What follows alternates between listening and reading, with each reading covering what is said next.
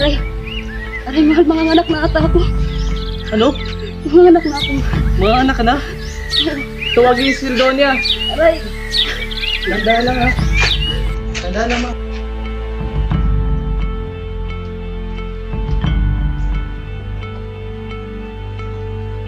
Aray! Aray! Sige, tulungan mo. Mga anak na ako. Chidora, kayanin mo. Malapit nang lumabas ang bata. Hindi ko kakayanin, mahal ko. Sige, iri lang, Chidora. Iri lang. Silora, nandito lang ako. Kaya mo yan. Nandito na. Yan man. Nandito ng bata. Lalaki ang iyong anak, Chidora. Mahal ko. Ito ang anak natin, mahal ko. Naging mahirap ang kapanganakan ni Tudora kay Pepe dahil na rin sa laki ng ulo ng bata at muntik na ito ang naging dahilan ng kanyang pagkamatay.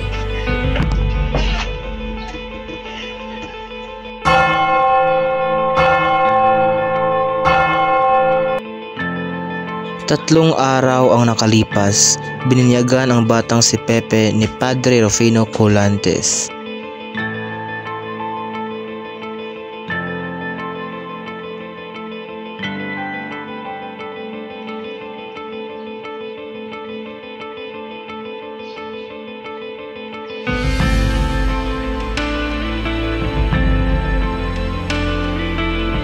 Sige, anak. Basahin mo ng alpabetong Tagalog. Sige po, ina. A, ba, ka, ba, u, ga, a, i, la, ma, na, pa, ra, sa, ta, o, wa, ya. Magaling, anak. Walang duda, ikaw nga ay bubutahin. Opo, ina. Kaya tara na, matulog na tayo.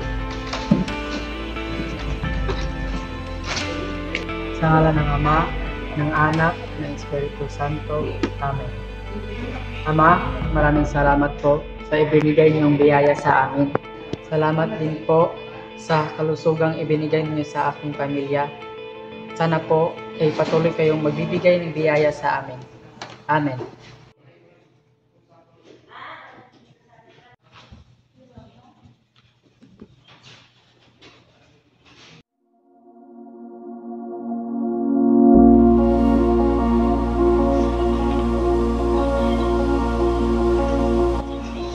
Ang mga bata ay naghahabulan at nadapa.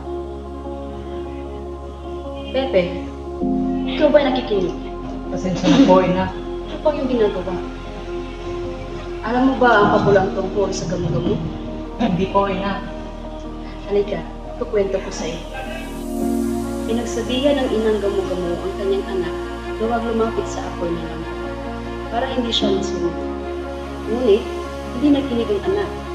Siya ay lumipad at nagkaroon malapit sa apoy ng lampara at walang anong-anong ay nahagip siya ng apoy at namatay. Kung nakinig sana ang anak sa kanyang ina, sana ay hindi siya napahama. Nakita mo na kasi, dapat ay nakinig kasi ng ina. Iintindihan mo ba ako? Opo, ina. Pero ina, ako po ay batang matapang. Bakit ko po pipigilan ang aking sarili sa paggamit ng aking gusto? Gaya ng gamo-gamo, naakit siya sa apoy, kaya siya ay namatay.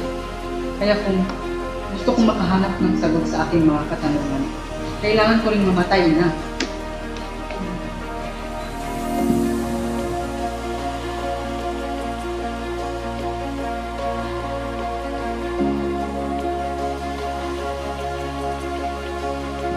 Mahal ko, mga anak.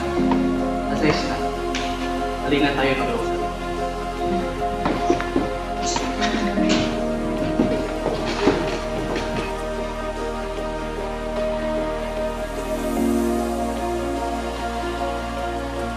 Sa ngalan ng Ama, ng Anak, ng Espiritu Santo. Amen. Noong 4 na taong gulang si Jose ay namatay ang kanyang pinakamalapit na kapatid na si Concepcion. Kinwestiyon niya ang Panginoon kung bakit ang kanyang kapatid pa ang namatay.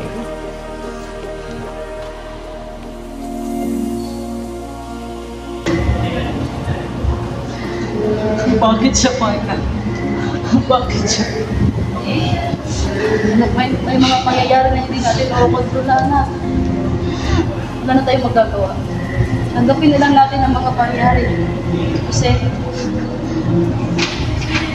Lumipas ang mga araw, buwan at taon, si Jose ay lumaki. Mahusay, marunong ka na magsulat at magbasa. Higit pa riyan ang pagiging gusto mo sa matematika at relihiyon. Sa tingin ko, wala na akong may daragdag sa iyong kalaman. Mahilig ka ng tunay sa sining, sa pag-iiskultor, sa pagbibinta, at lalo na sa pagsusulat ng mga tula. Maraming salamat po mga maestro. Ngunit ako po ay nababahala sa kaalaman ko tungkol sa lingwaheng Espanyol at Latin. Hindi ko pa po masyadong kabisado yun eh. Huwag kang mag-alala, sapagkat sa edad mo ngayon, mamukadkad at marami kang matutunan. Chidora, kailangan na ng anak natin pumasok sa patalan. Hindi pwedeng nasa bahay lang siya kalanas. ngunit alam mo naman na sakiti ng ating anak mahal. Hayaan mo, masasanay din yan at lalakas.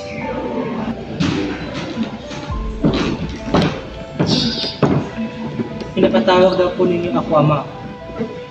Oo, Kasyana. Hintid mo ang iyong kapatid na si Pepe sa inyo. Dahil doon na muna siya mamamalagi at doon na siya mag-aaral. Sige po, Ama.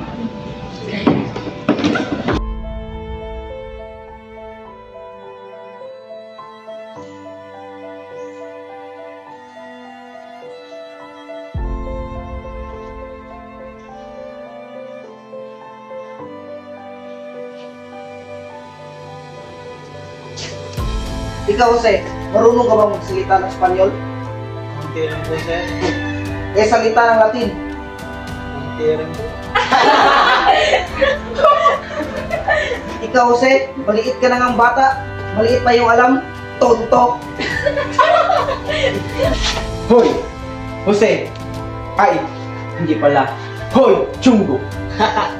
Chungo! Chungo! Chungo! Chungo? Ako? Chungo? Ikaw, bangus?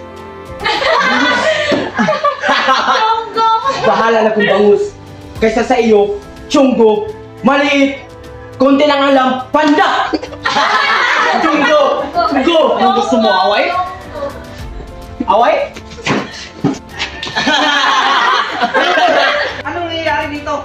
Si Pepe kong pasimulan ito, Ama. Jose, halika dito.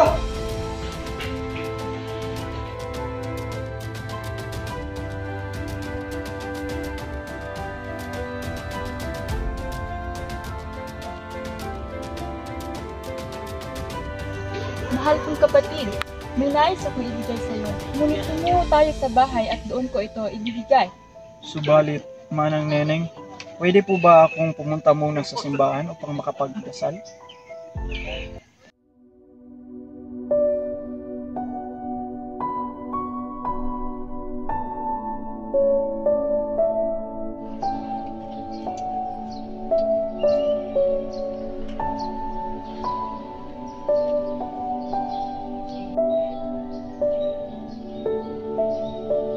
Pepe, dumating na ang sulat na nagsasaad na maaari ka na pumunta sa Kalamba.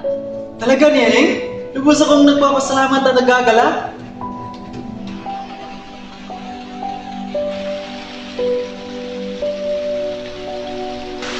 Eto ang salimpin ko rito. Hindi na ako babalik sa lugar na ito. Padre Saldua, umarito ka. Bakit po, General? Kaya kong ipatigil ang pagbitay sa iyo sa isang kondisyon. Yaon kung babaliktad ka sa iyong kasamahang pare. Sige po, General. Ngunit ipangako niyo po sa akin ang aking kaligtasan. Sa araw ng pagbitay ay mapapawalang sala ka. Bitayin niyo siya! Ngunit, General!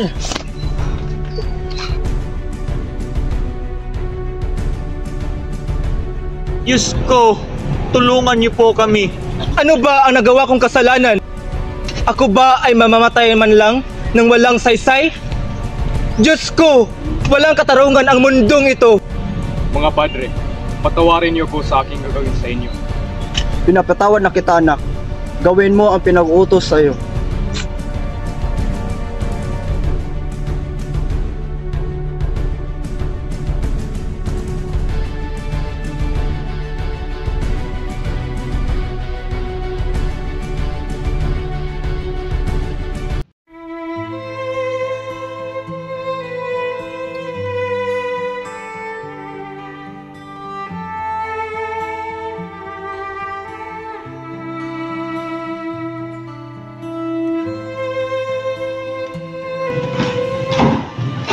Sinvergüenza. Lumayas kayo dito. At ikaw, Chudora. Yan ba yung gaganti mo sa akin? Wala naman akong ibang ginagawa kundi ang maging isang mabuting asawa sa'yo ah. Ako ay nagsasakripisyo maghanap buhay para sa pamilya natin. Hayaan mo muna ako magpaliwanag kasi...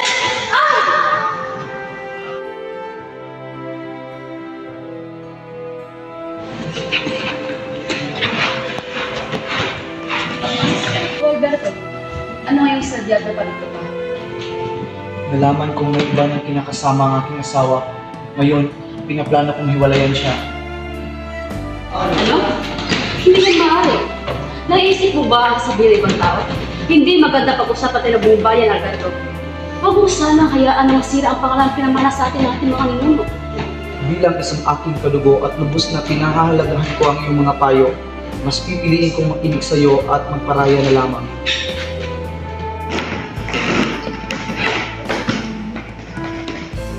Teodora, inumin mo muna ang sabang habang mainit-init pa. Matanong ko lang, ito ba ang nangyari sa inyo, Alberto? Sige, sa baba na muna.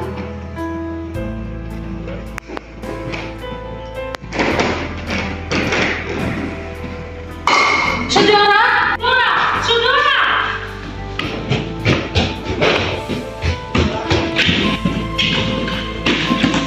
Teodora, ano ba nangyayari sa'yo? Nagsisisigaw ka. Hanggang sa baba yan, narinig ko ang iyong tinig. Plano ko talaga akong patayin. At ilagyan mo ng laso ng sabaw na ikanainin mo sa akin. Sasabi mo, para sumakit ang tiyan ko nung ininom ko ang sabaw. Huwag mo kong paratawan, Teodora. Hindi ko magagawa yan. Sinasabi mo.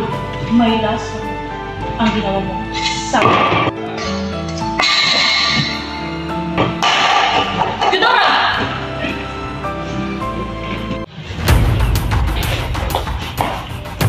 Tao po! Tao po! Tao po! Tao po!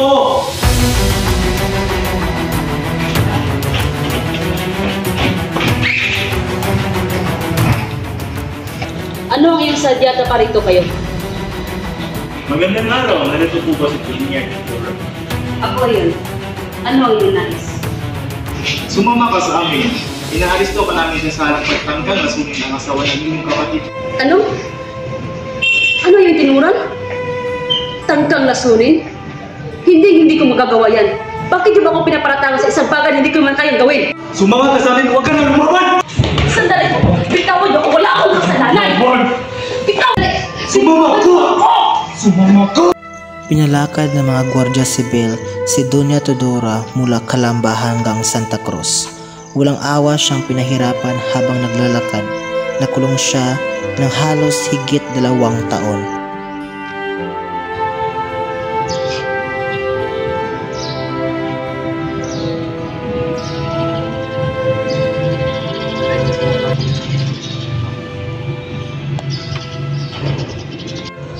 Hindi ka namin maaaring nagabi. Dahil muna, ikaw ay nahuli natin talagang araw ng istasyon. Dalawa, mukha kang nagpapagay at nasibig para sa edad. Huwag man yun, Padre Manji, ngunit nakakasiguro akong mabuti na mag-aaral kong konsep. At nakakasiguro akong magdulot sa magandang reputasyon sa pangalan ito. Kaya naman, nararapat natin siyang tagapin dito. Salamat, Padre Burgos, nang dahil sa iyo ako'y pinagbigyan na makapasok at makapag-aral sa Ateneo Manila. Sa kabila ng pagkahuli ko sa registrasyon at maging sa aking bakpating na katawan, Walang anumang Rizal, sana ipagputihin mo ang pag-aaral nito. Maraming salamat dito. ano po naman. Kumusta po kayo rito? Lubos po ako nangungulila sa iyong biglaang pag-alis. Pag pumadulot, hindi ko nasabi sa inyo ang aking mga karanasan. Ngunit anak, huwag mo kung masyadong isipin. Mabuti lang ang aming kalagayan. Ikaw, pag-aaral mo sa Manila, kumusta mo? Okay lang po. Matataas naman ang grado ang aking nakakabit. Mabuti naman. Ilang buwan na lang, anak, kakalaya rin ako. Kita na tayo na. Lumipas ang mga buwan at taon. Si Doña Teodora ay nakalaya na sa kulungan.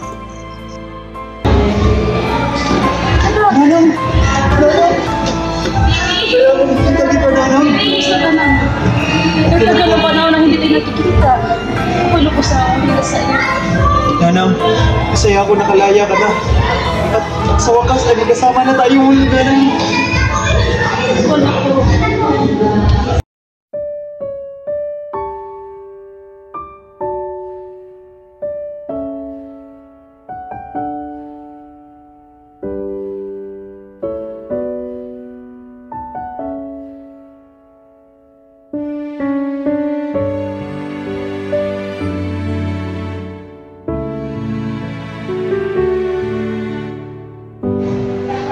Napakahusay mong sumulat ng mga tula, Jose.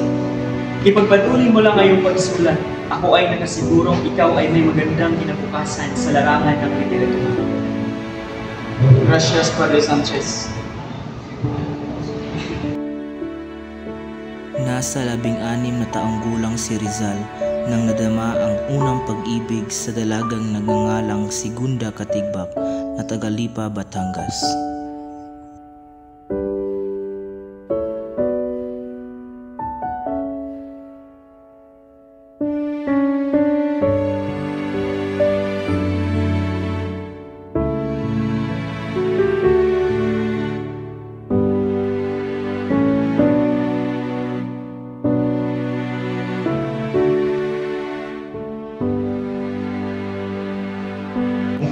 Sa wakas, dumating na rin ang araw ng aking pagtatapos.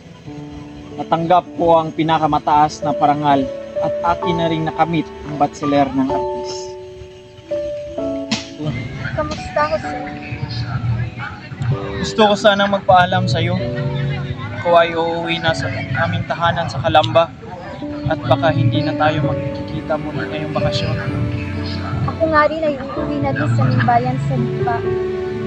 Sige, paalam na. Dadaan naman kayo sa Calamba, di ba? Bago kayo nag-diretso sa Lipa. Kaya magkikita tayo doon. Oo naman. Sa hindi inaasahang pangyayari, dala ng kalakasan ng hangin sa Calamba, noong si Segunda ay kasulukuyang paluwas na sa kanilang bayan, ay hindi na nakadaan ang kanilang sinasakyang bapor sa bayan ni Rizal, at mula noon hindi na sila nagkita. Isang gabi nang si Rizal ay nasa Calamba upang magbakasyon, ay nakaligtaan niyang saluduhan ang General ng Guardia Civil. 3 hagupit ang natanggap niya at inilapit ang kaso sa Malacanang, ngunit siya ay hindi pinansin.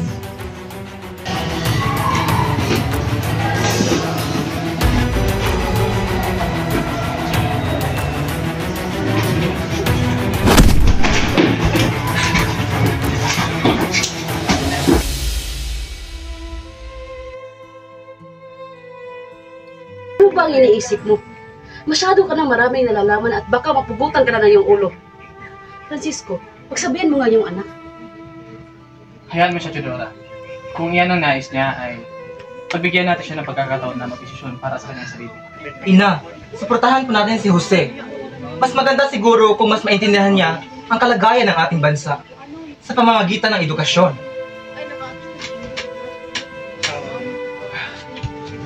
Aalis na po ako.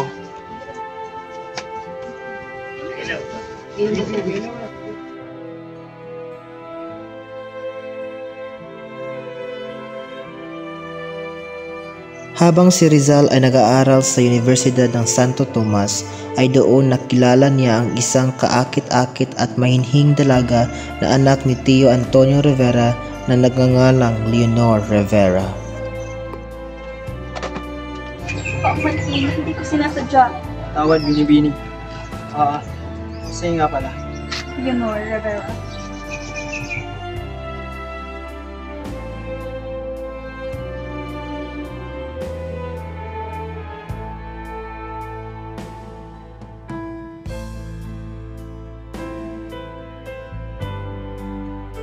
Leonor, minsan hiniling ko na lang kay Bathala na hindi na lang tayo magpinsan.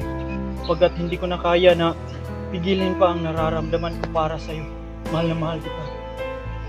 Pero kasi, paano pag nalaman nila ang relasyon natin? Hindi ko alam ano ang ating gagawin. Sa ganun man ay itatahanan kita. Ngayon ay itatago na muna natin ang ating relasyon sa isa't isa sa ating mga kamag-anak para hindi nila mahalata at simula ngayon ay tatawagin ni kitang Gino. Jose! Gino?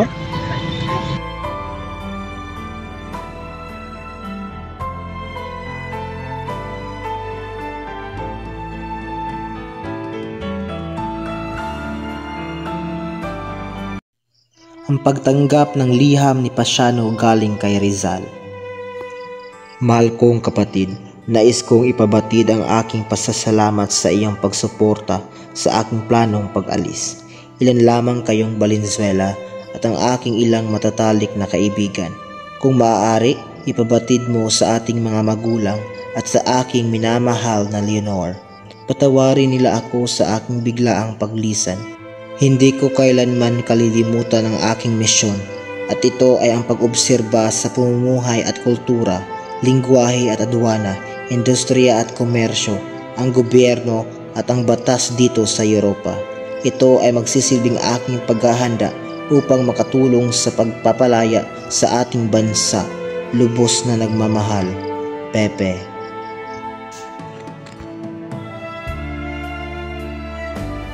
Ngayon ay 3 ng Mayo, taong 1882. Ako ay nakasakay sa barkong Salvadora. Ito ang simula ng aking paglalakbay patungo sa kanlurang bayan.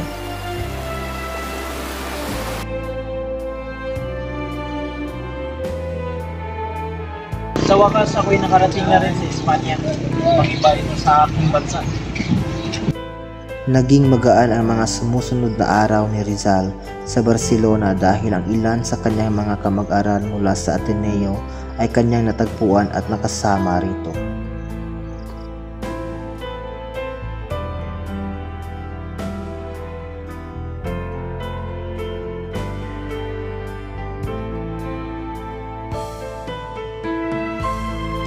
Ang organisasyon ay naglalayang maipahayag ng malaya ang mga paghihirap na dinaranas ng mga Pilipino sa ilalim ng pamumuno ng mga Espanyol.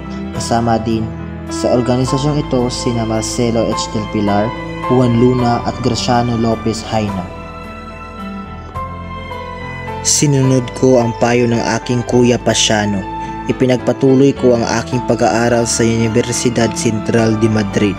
Kumuha ako ng 2 kurso, ang medisina at filosofiya at pagsulat. Ako'y sumapi sa lohiya ng Masoneria na tinatawag na Akasya. Kabilang sa samahang ito ang ilang liberalista gaya ni Miguel Moraita, Francisco P. E. Margal at iba pa. Hindi maiwasang malumbay at makadama ng kalungkutan si Rizal sapagkat siya ay nangungulila sa kanyang tinubuang lupa. Ngunit lahat ng ito ay maiibsan tuwing nasisilayan ni Rizal ang magandang mukha ni Consuelo.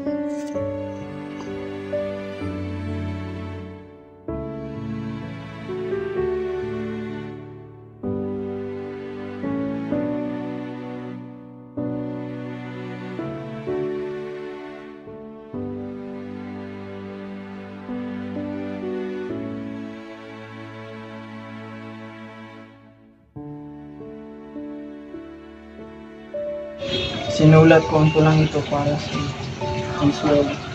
Sana'y magustuhan mo. Salamat, Pepe.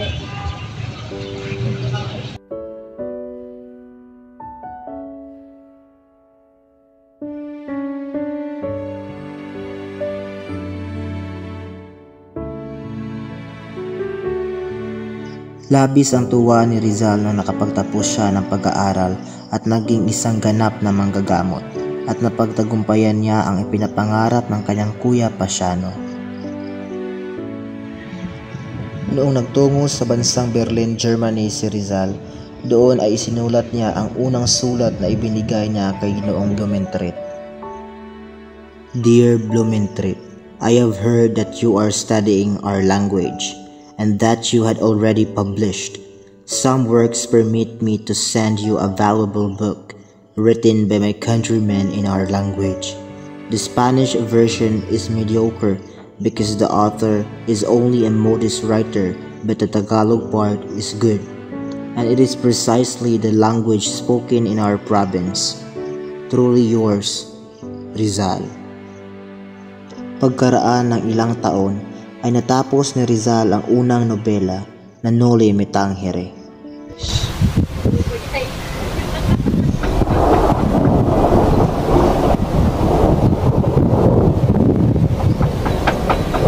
Rizal, ikaw ba yan?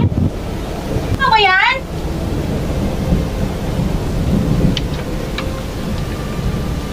Ano nangyari sa'yo? Pasok! Pasok!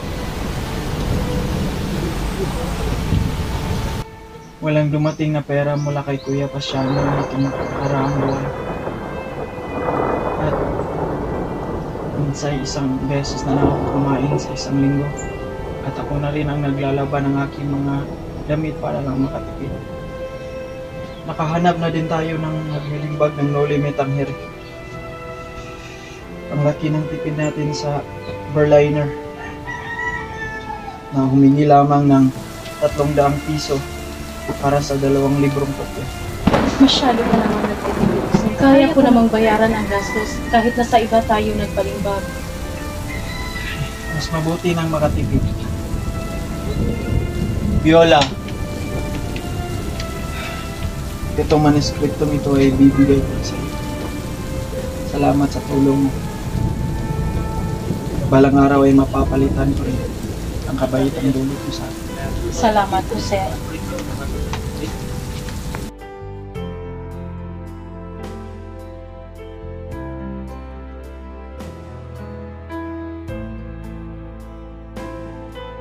Mahal kong ama, gusto ko munang humingi ng kapatawaran dahil sa aking pagtakas sa inyo upang makapag-aral dito sa Madrid.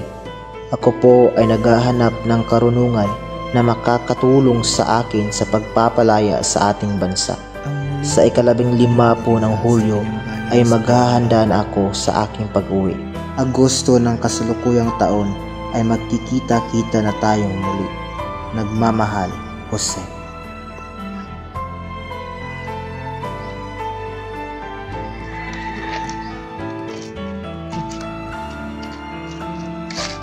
Nanang Tatang, nais ko po sanang magpaalam. Alis po ako, pupuntahan ko lang po ang aking gamot. Hindi maaari, Pepe. Alam mo bang mainit ka sa kata ng mga praile? Bilang ama mo ay hindi ako papayag. Nais mo na bang wala dito sa mundo? Hindi maaari. Nanang Tatang, kung yan po ang iyong gusto, ay susunod na lang po ako. Dapat na. Matapos kong makapagtayo ng klinika, ay napag-isip-isip ko na simulan ang aking ikalawang nobela, ang Il Filibusterismo. Ngunit hindi maitatanggi na maraming bumabatikos sa aking akdang Noli Me Tangere.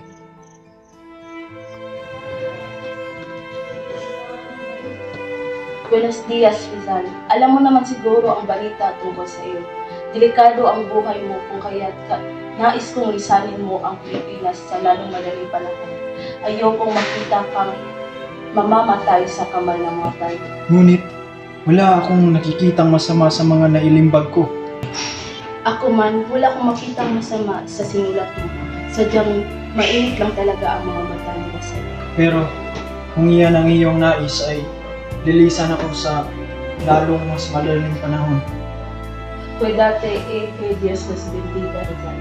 Gracias. Sa pangalawang pagkakataon ay aalis muli ako ng bansa.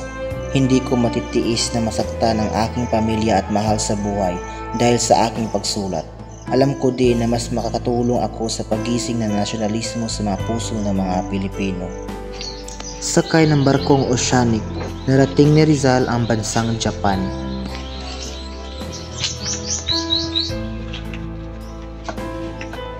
Konnichiwa.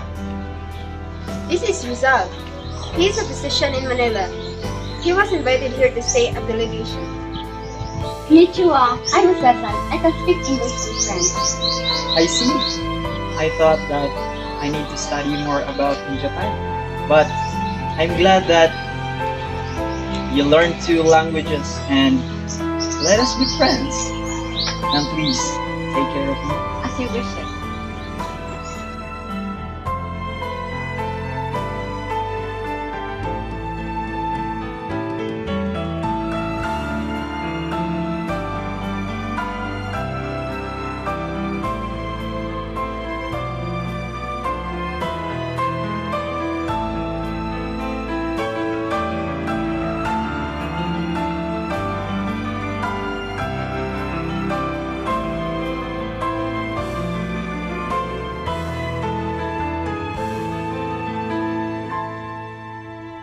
Noong 13 ng Abril, 1888 ay inilisan ni Rizal ang bansang Japan. Sa pagtira ko sa bahay ng mga Beckett, hindi ko maipagkakaila ang aking lihim na nararamdaman sa panganay na anak ni Ginoong Charles, si Gertrude, o kung tawagin ko siya'y Getty. Aking lubos na ikinatutuwa ang paghangarin niya sa akin.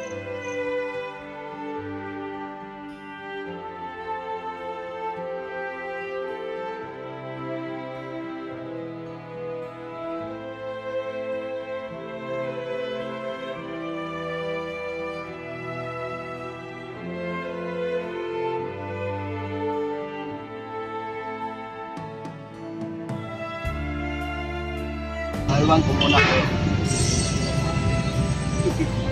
Eat some more. I prepared this for you. Thank you, Jen.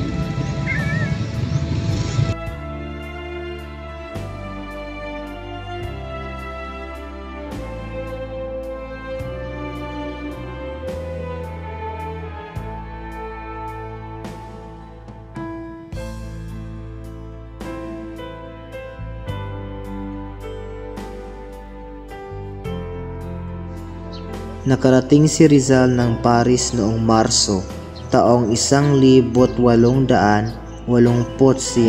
Siya'y lubos na nahihirapan sa paghahanap ng matitirhan dahil sa darating na Mayo ay doon gaganapin ang Eksposisyong Universal.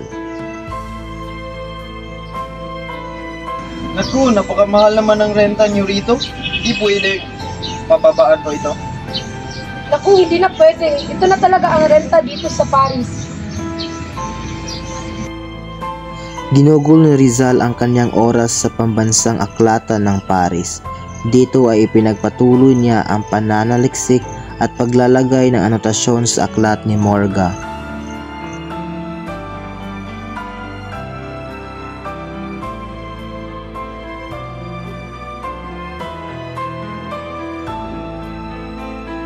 Ito na ang iyong nilimbag, Rizal.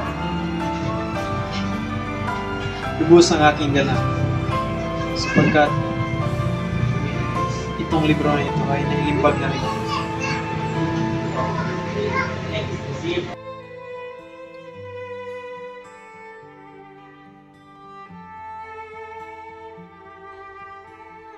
Pagkatapos manirahan ni Rizal sa Paris, napagpasyahan niyang dumako sa Brussels doon sa Belgica. Siya'y naging abala sa pagsusulat ng Il Filibusterismo. Siya rin ay nagsulat ng mga artikulo para sa La Solidaridad. Kaagad naghanap na imprintahang may mababang singil si Rizal. Naging desperado siya dahil paubos na ang kanyang pondo. Nagawa niyang magsangla ng alahas upang may maibigay siyang paunang bayad.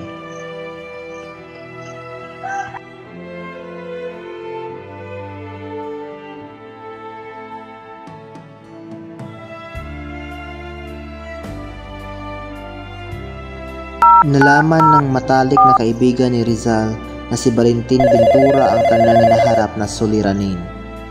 Bakit hindi mo sinabi sa akin ang kinakaharap ng suliranin, Rizal? Ako'y nahihiya sa iyo kaya hindi ko sinabi ito. Ako na ang bahala, kaya ko namang bayaran yan.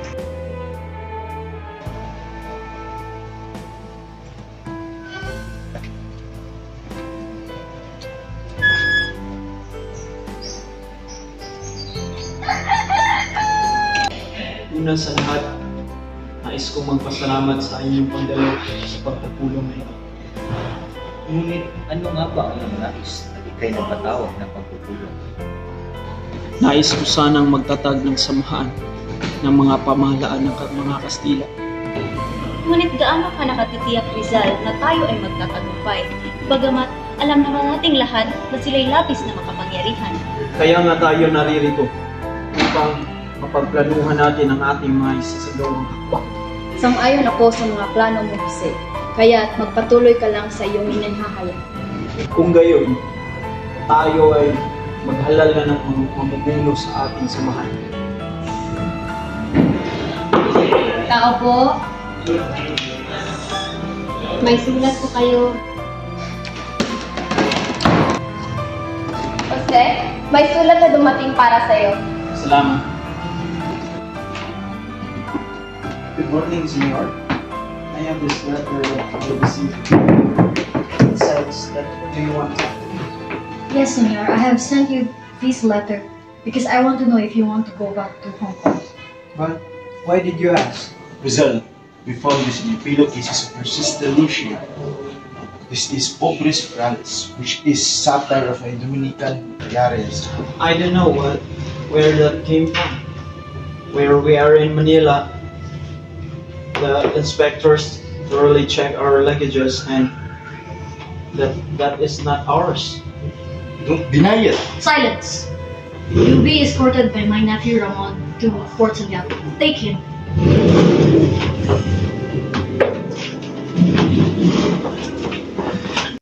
Nang ipinatapon si Rizal sa dapitan ay tumira siya sa bahay ng kumandan na si Kapitan Carnicero. Sila ay naging magkaibigan.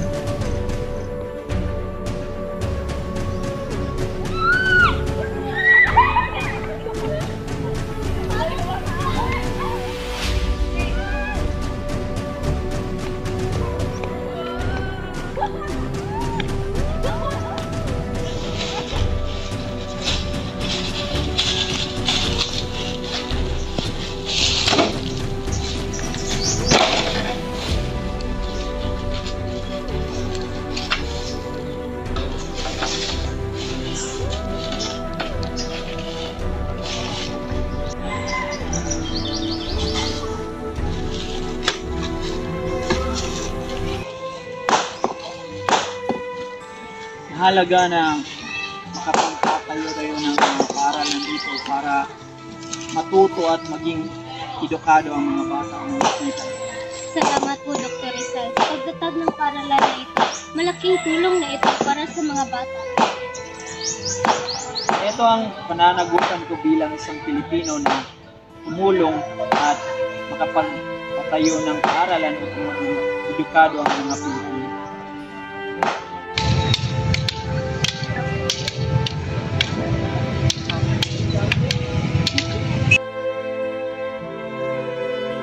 Ngayon, tuturuan ko naman kayo mag-arnis.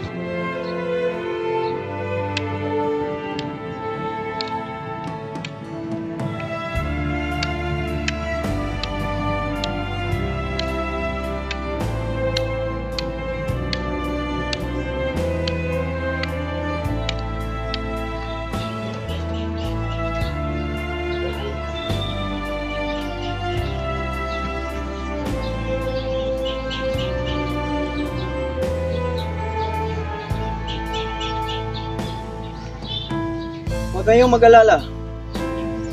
Bibigyan ko kayo ng mga libreng mga gamot para umaling kayo kaagad.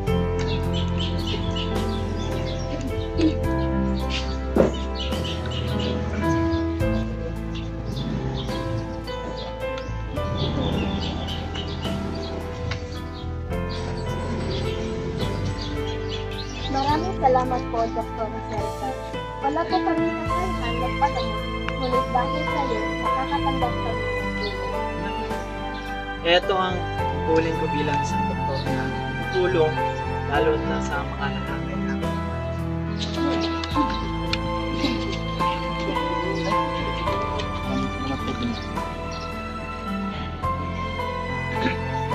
Maraming salamat po, Ginoo.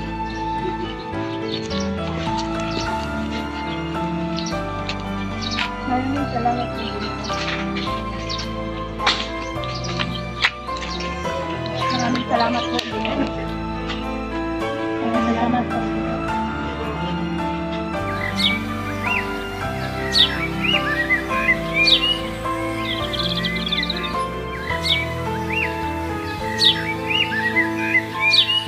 Sa pamamagitan ng pag-iisda at pagtatanim, nagtutulong ako sa pag-unlad. At nais ko rin na umulad ang ekonomiya ng Dapitan. Tunay nga po, Dr. Rizal, maraming nagbabago at nabalago dahil sa iyong pagsusunod. Hanarin ko na makatulong sa ekonomiya ng Dapitan. Binisita ni Doña Teodora kasama sina Trinidad, Maria at Narcisa si Jose Rizal sa dapitan at tumira doon saglit. Gusto ko na uli na sa'yo na. Nonong? Bebe, Nonong! Kamusta ka, Nonong? kamusta ka na?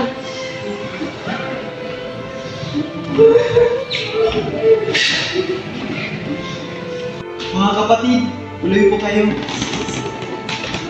Si Lito, pinakilala ko ang aking ina at ang aking mga kapatid. Ito pala si Narcisa, si Trinidad at si Maria. Good afternoon, ladies. We hope you have a happy trip. Kapatid, alam nila na nagsasalita kayo ng Ingles sa Hong Kong. Kaya iniinsayo nila ang kanilang mga Ingles. Yes, we had a pleasant trip. Thank you. Maraming salamat sa inyo. Nag-abala pa kayo.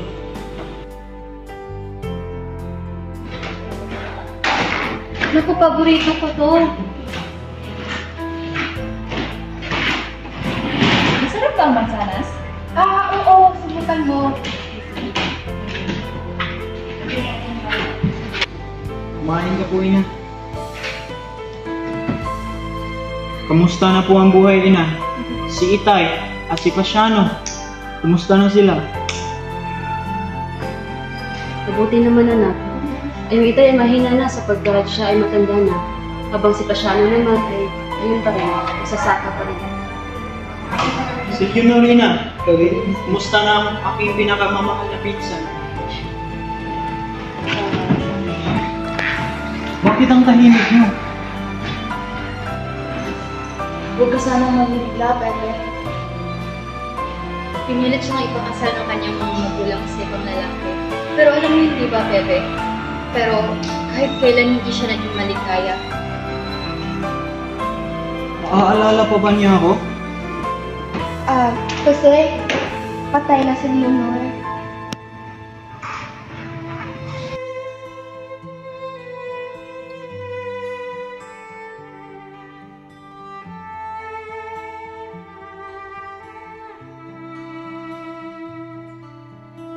Ina, huwag kayong mag-alala.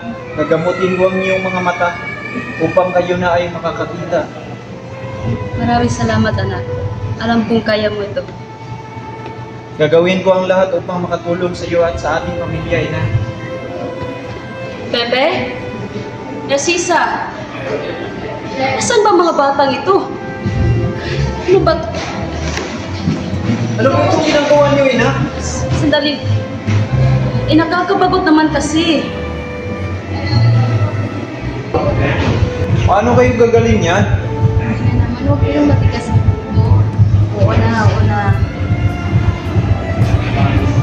Ay, eto na nga bang sinasabi ko eh. Mahirap talaga sa isang doktor na gamutin ang sarili niyang mga pamilya.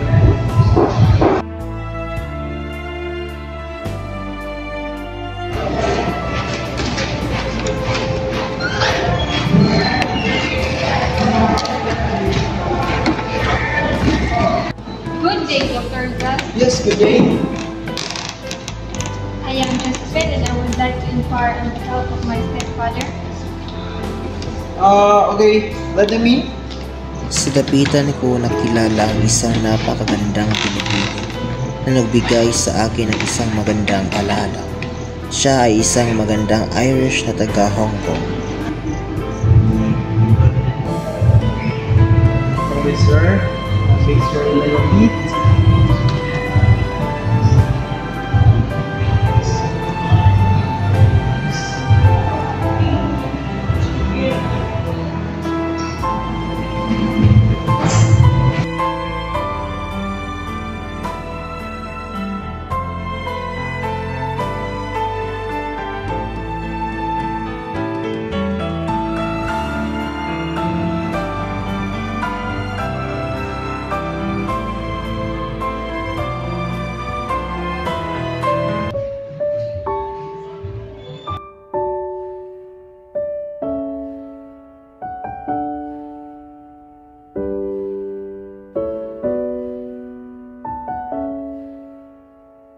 Will you be operating on Mr. Topper's eyes?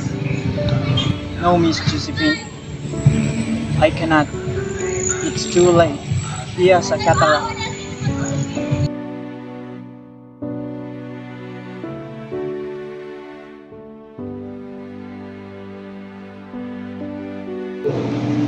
Hindi ako papayag na mapakasal kay ni Rizal.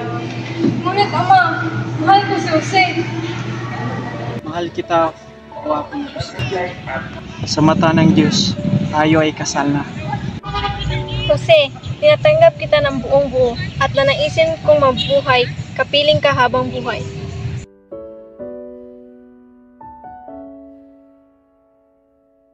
Sina Rizal at Josephine ay tumira sa dapitan bilang mag-asawa.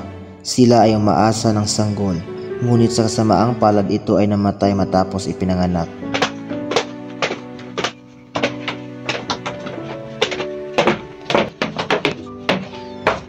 Nais kong ipatingin sa iyo ang aking kasama. Mayroon siyang problema sa kanyang mga mata. Mukhang hindi lang iyan ang iyong pakay sa pagdalaw dito sa akin, Dr. Venezuela. Napakatalino mo talaga, Rizal. Nais batid sa iyo ni Andres na handa na ang ating katipunan sa pagsulong sa pamahalaan. Tayo nakahanda na sa ating adhikain. Hindi ba't masyado pang maaga para isagawa ang mga ganyang bagay? Alam naman natin na lahat ay hindi pa handa sa ating bagay sa ganyang kalaking responsibilidad. Kulang na kulang tayo sa mga sandata at armas. Ipagpaumanhin niyo, ngunit hindi ako pabor sa inyo. Ngunit ito ay nakaplano na at ito lamang naging paraan upang ikaw ay makalaya sa bilangguan na ito. Ngunit ayaw kong sirayan ang aking mga salita. Ako'y nakapangako na hindi ako tatakas at isa pa, pinayagan ako ni General Blanco na tumungo sa Cuba upang maging doktor ng mga hukbo nang sa gayoy makapag-aral rin ako ng mga bagay-bagay tungkol sa ligmaang mga praktikal. Mukhang hindi kita mapipilit sa adhikain ng Jose. Umanhin sa inyo.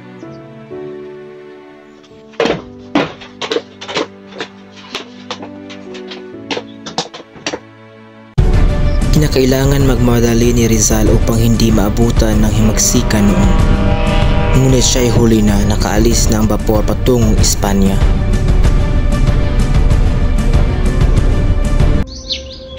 Rizal, magandang araw, sir. Nais ko sanang hilingin na tumigil ka na muna dito sa Singapore. Ako ay hindi mapalagay sa iyong liham na tinanggap. Ang liham na ihinatid ni Gobernador Blanco? Ngunit umaasa akong maganda ang patutunguhan ng lahat ng ito. Ngunit Jose, pila'y masyadong matatag ang iyong paniniwala sa gobernador. Dapat alam mo na hindi dapat siya pagkatiwalaan. Manalig na lamang tayo. Magiging maayos din ang lahat.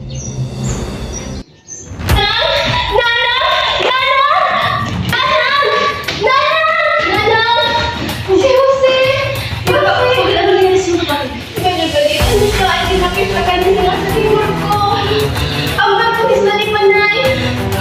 Ano nangyari sa anak ko?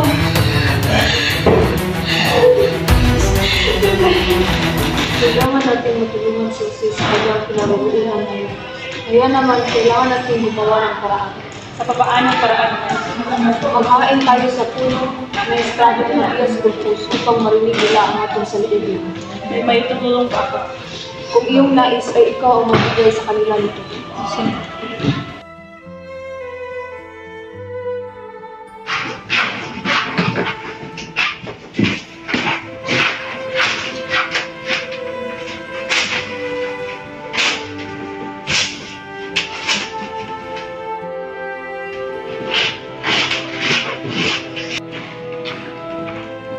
Hindi tayo pinakinggan ng mga Kastila sa ating mga isinanggunit.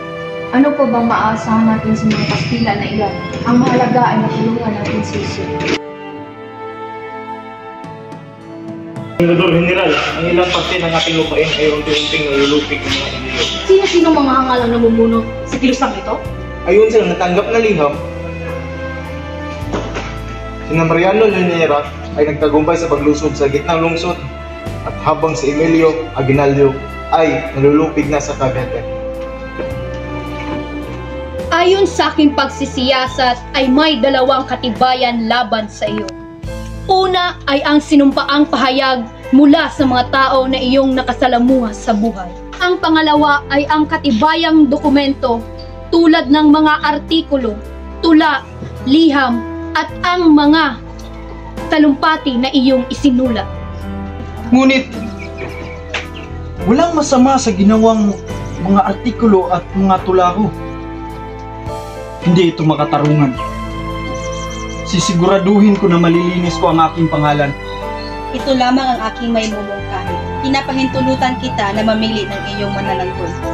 Tayo ngayon, upang litisin si Jose Rizal sa kasong pag-aasa, sedisyon, at pagtatag ng mga illegal na samahan. Si Rizal ay ginagawa lamang ang kanyang tungkulin para sa ating bayan at wala akong nakikitang masama laban dito. Isa pa yung mahirap unawain ang usaping ito dahil sa mga nararamdaman laban sa nasasaktan. Teniente, paano mo ipapaliwanag ang mga binibintang sa kanya ng mga hukom? Ang mga hukom ay hindi dapat maging mapabiganti, kundi dapat maging makatarungan. Tamang-tama ka, Teniente. Tumahimik kayong lahat! Aking sinasang-ayunan ang naturang hatol sa ating nasasaktan.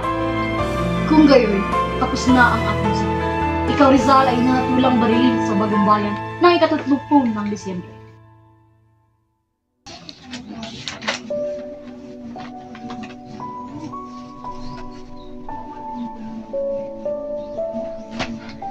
Hindi makatarungan na nangyari. Hindi man lang tayo nila binigyan ng pagkakataon. Minadali nila ang paglilitis. Niloko nila tayo. Ginamit lang nila tayo. Bakit ba ikaw ang galit na galit, Taviel? Ako itong mamamatay. Taviel. Buti naman at nakakapagpatawa ka pa. Bakit? Ayoko na. Magbibitaw na ako sa lahat ng aking mga tungkulin sa gobyerno. Uuwi na ako sa Espanya. Hiyang-hiya ako sa iyo. Hiyang-hiya ako sa inyo. Dahil isa akong Kastila. Taviel, hindi ka isang Kastila. Pareho lang tayo.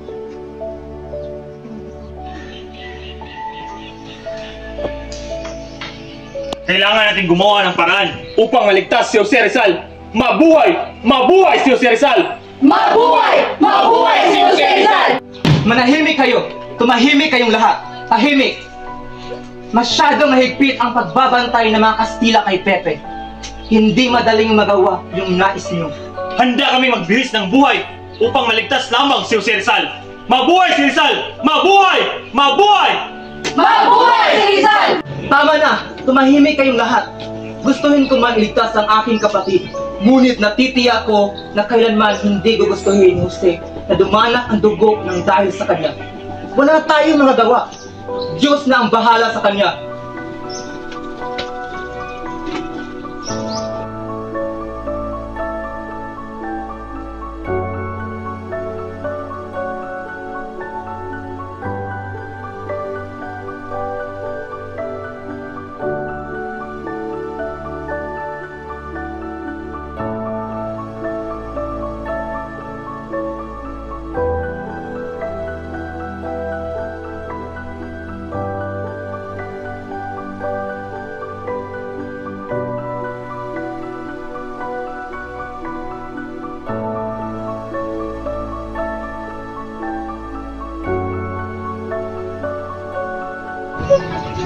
Nanang!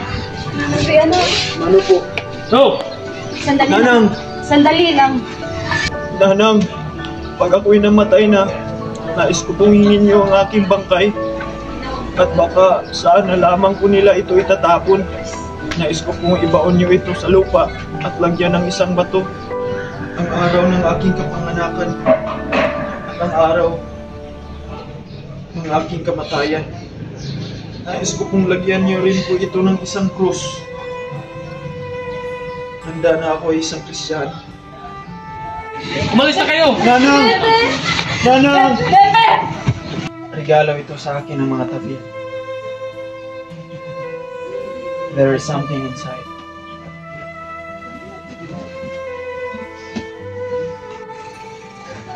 Ay, kumusta na kaya si Simon?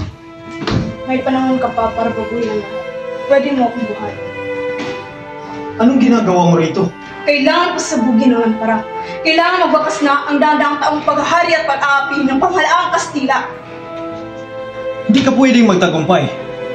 Dahil personal lamang ang iyong pakay ng paghiganti. Kung ganon ay baguhin mo ako. Ipakita mo sa akin na ang mahalaga ay ang bayan, hindi si Maria Clara, hindi ang paghihiganti. Wagas mo kong patayin sa paglason. Di ko gusto ang pagpatay mo sa akin. Pinatay mo ko dahil akala mo wala ng pag-asa, dahil yun ang nararamdaman mo sa mundo. Pero meron pa. Mababago pa natin ang lahat. Magsulat ka muli. Pero, paano kung sisira na ng kulungan ng aking pagiging manunulat? Paano kung hindi na ako makapagsulat? Paano kung wala na akong masabi? Paano kung wala nang natira? Paano kung sinira na ng kulungan? Paano kung kasabay mo akong mamamatay? Kung ganito ang mga sila, nagkasala ka nga, isa kang traidor. Dapat siyo mamatay! Buong buhay ko, wala kayong ginawa kundi husgahan ako, basahin ako, kinuha niyo ang lahat sa akin, kung ano-ano na lang hiningi ninyo, pero hindi niyo pa rin makita kung sino ako. Marami akong binigay sa inyo. Bakit pati ang buhay ko? Tahimikin niyo naman ako para makita niyo ang sarili ko. Ikinasal si Jose Rizal kay Josephine Bracken sa isang relihiyosong seremonya sa pamamagitan ni Padre Vicente Balaguer. Josephine Bracken, aking mahal ay sa wakas, kakasal na rin tayo. I, si P. Rizal, take Josephine Bracken as my wife.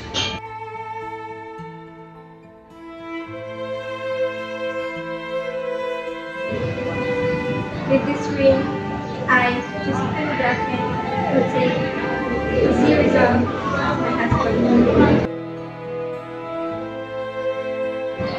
By the power vested in me, I now pronounce you husband and wife.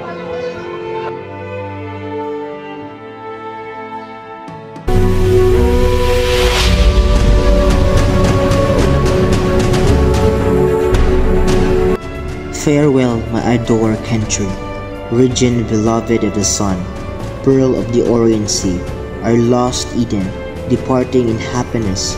To you I give the sad remains of my life. And had it been a life more brilliant, more fine, more fulfilled, even so I would have been given it willing to you. Others are giving you their lives on fields of battle, fighting joyfully without thought or the consequence. I am to die when I see the heavens go vivid, color in the sky at last announcing day. If color be needed to embellish your dawn, shed my blood. At that perfect moment, let it flow and be enhanced in the reflection of your dawning light.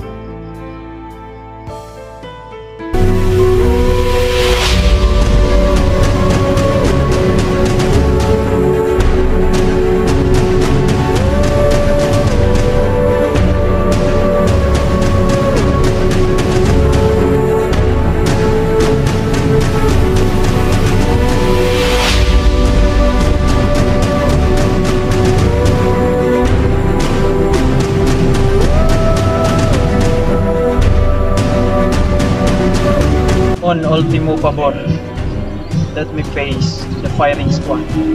Imposible! Then at least, spare my head.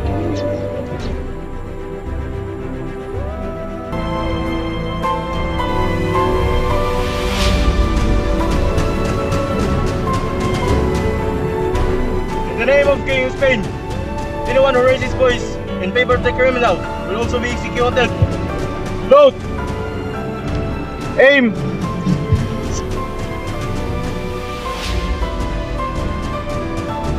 Consumatum yes. Fuego!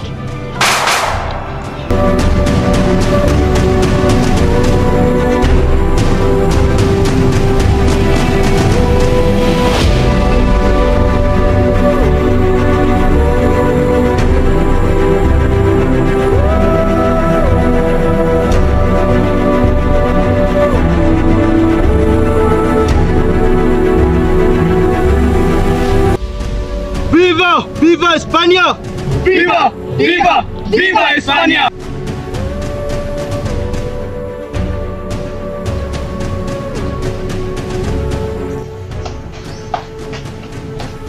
Saan niyo nilibing ang aking kapatid? ¿Cuál es el nombre? Jose Portacio Rizal.